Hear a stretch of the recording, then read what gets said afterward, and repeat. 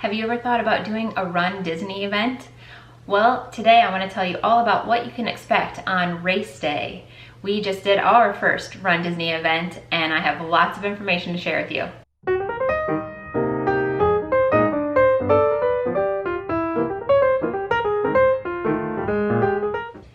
Hi, thanks for stopping by my channel. My name is Amy and here at For Real Disney Mom, we talk about all things Disney.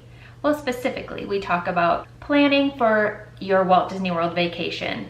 So today I'm going to talk about race day when you do a Run Disney event.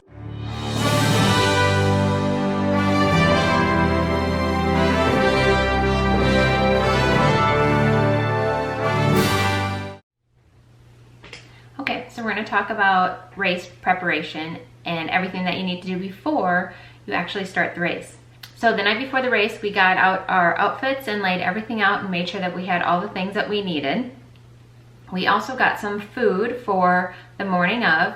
We stayed at the Hilton Buena Vista Palace, which is off-site. They have a little convenience store area, so we got yogurt parfaits and some muffins from there. The morning of the race, we got up at 2:45. We wanted to leave our hotel at 3:15. We just wanted to make sure that we had plenty of time. So the second day we ended up leaving at 3:30 because it was fine timing wise the day before. Make sure you check out your map that Disney sends you with your race information. There are a lot of road closures around the parks on race days, so just check that out. We didn't have any trouble with traffic and got there in plenty of time. The race starts at Magic Kingdom, but if you're driving, you park in the Epcot lots because that's where your race finishes. So we drove there and parked, and then they bus you from Epcot parking lots to the Magic Kingdom parking lot. Once you're there, then you start walking into a staging area. And the first thing you'll see is on your right-hand side, there are a bunch of porta potties.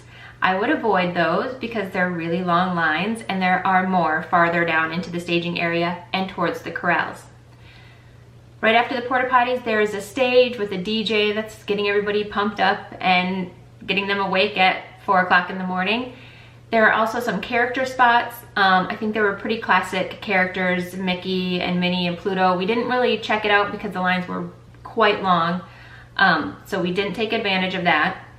There are also a food tent and an area to get coffee.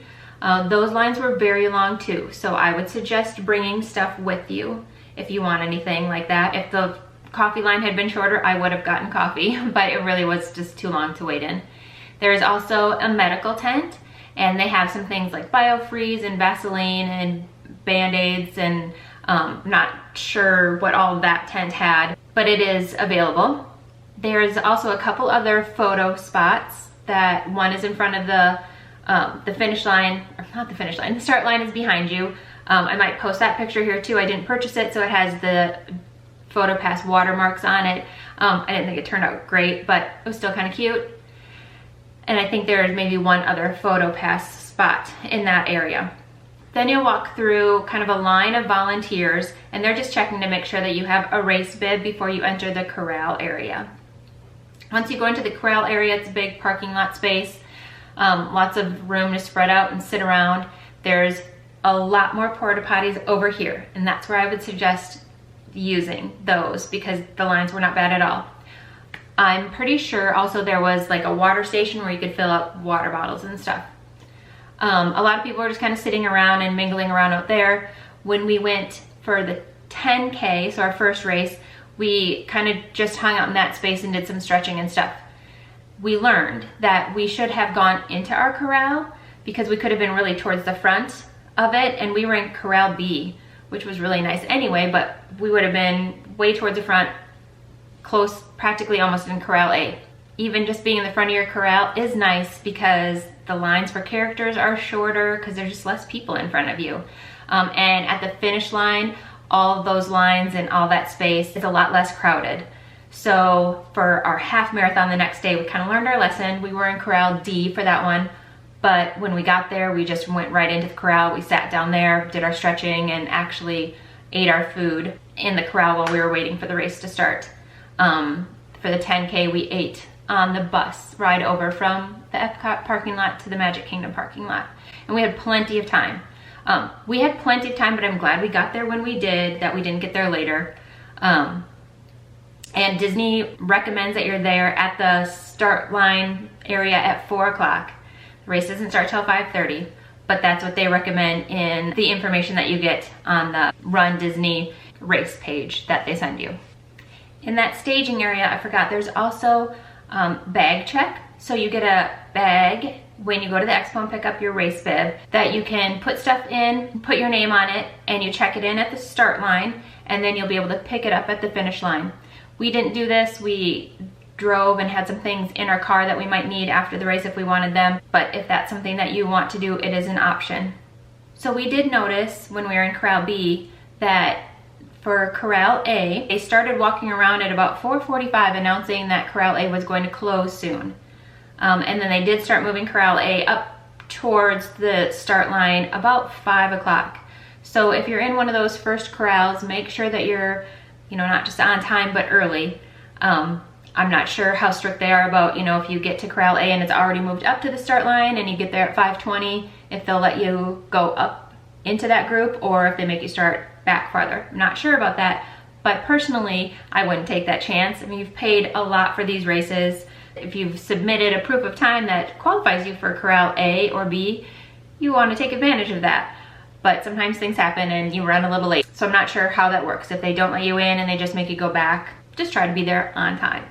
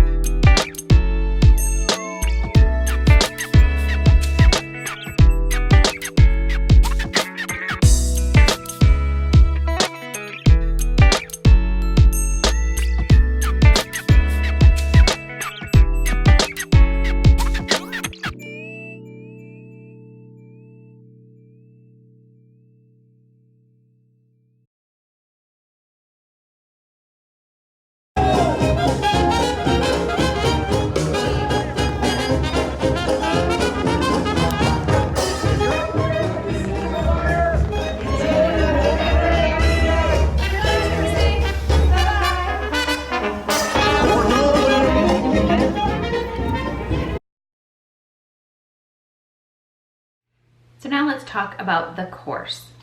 The beginning of the race course is nice and wide. I really appreciate that because I don't like feeling all crowded right at the beginning. But not long after the start of the race, you do take a right turn and it starts to get kind of narrow there. Overall, this course has areas that are nice and wide, and then there are several areas though that are quite narrow. So I think these races would be really hard to do for like a personal record or for just getting a decent time overall because there's just so much maneuvering around people. So along the race course, there are several character spots. From what we noticed, the first couple of spots were probably the longest lines, so we chose not to do those. The fun things about these character spots is they are often characters that are rarely ever seen. And honestly, I didn't even know some of the ones that were along the courses that we did. I will post pictures, hopefully some of them here, of the pictures that we got with characters along the 2 courses that we did. One word of caution, Disney has to be better about setting up these character locations. Some of them, you would come up and see a line, and then you would see who the character was. So people would stop on the course and turn around and go back to get in line if it was a character that they wanted a picture with. So that could get kind of dangerous and was a little tricky.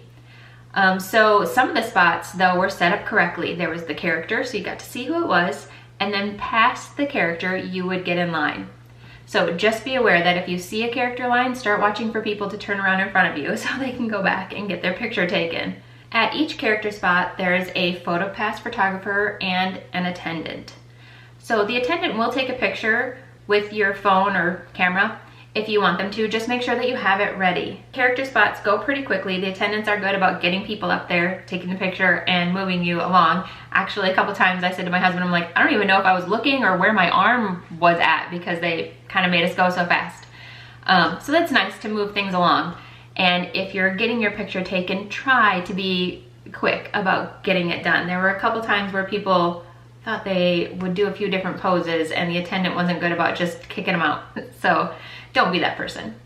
There are also several areas along the way with porta potties, and the restrooms in the parks that are along the course are open.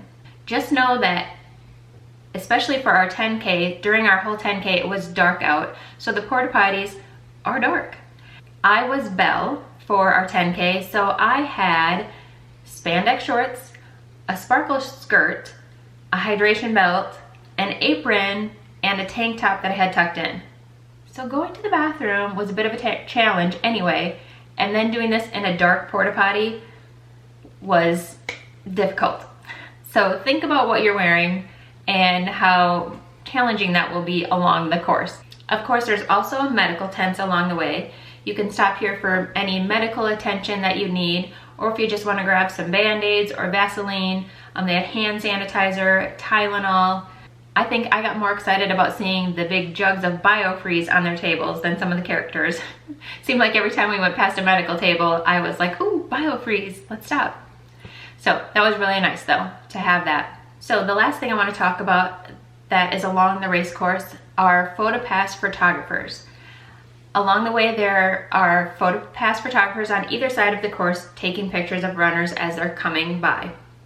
We had pretty good experiences with these during the 2 races that we did. A couple of times I had some people kind of lean in front of me or step in front of me to get a picture, but nothing too drastic.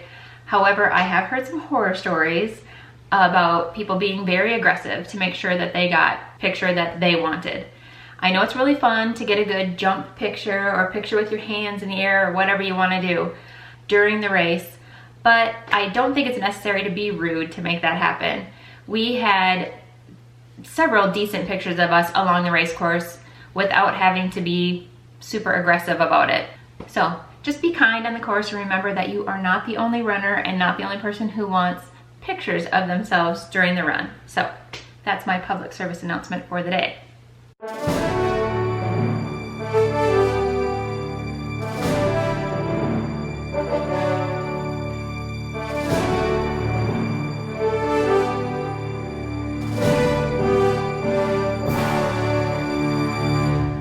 So now we have reached the finish line, yay!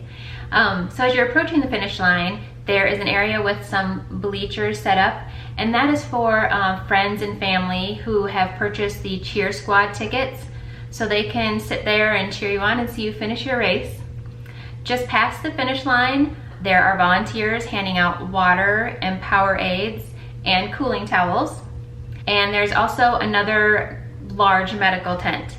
I thought it was kind of comical and a little concerning how many people were coming out of there with ice cling wrapped to their knees and their shoulders and their back, and sometimes all of these areas.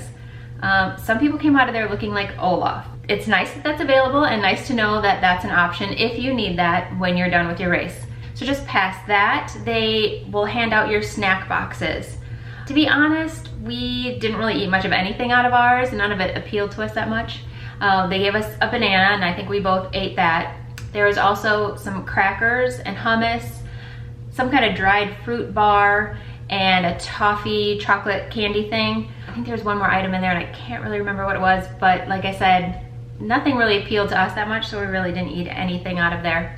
Past that, you'll get your medal.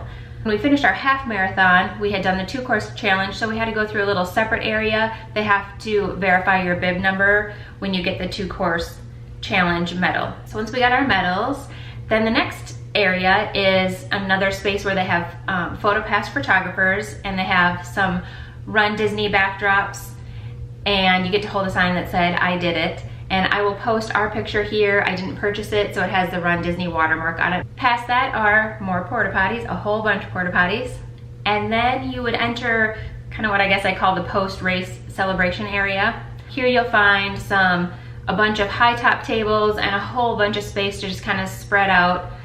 There's another smaller medical tent. There's a merchandise area. There's an area to purchase food and drinks. There's a stage with a DJ and some character spots right around there. We did not get any food because the line was quite long, so I don't even know what they had to offer for food. We did use the beverage line. And just a heads up for that, for alcoholic beverages, you have to stand in a line to purchase your beverage, and then you have to go stand in another line to pick it up. So my husband stood in line for that for us, while I stood in line for getting our picture taken with Mickey and Minnie. The character lines here in the finish line area were not that long at all. I think the longest we waited for Mickey and Minnie was like 20 minutes, which really was not that bad. And the other 3 character spots were maybe a 5-minute wait. There was Goofy and Donald. And at the end of our 10K, that was the Frozen 10K, there was Anna was there. We didn't go down to get that picture done. Also for the merchandise, after the 10K, there wasn't much of a line at all. And it was a kind of a smaller area of merchandise. After the half marathon, they had a larger merchandise area and the line was very long. And it was a lot of the same stuff that was at the expo. So, I mean, we didn't want to wait in line, and there wasn't anything really that we felt like we needed to purchase. So once we were done with our character pictures, it was just kind of time for us to go.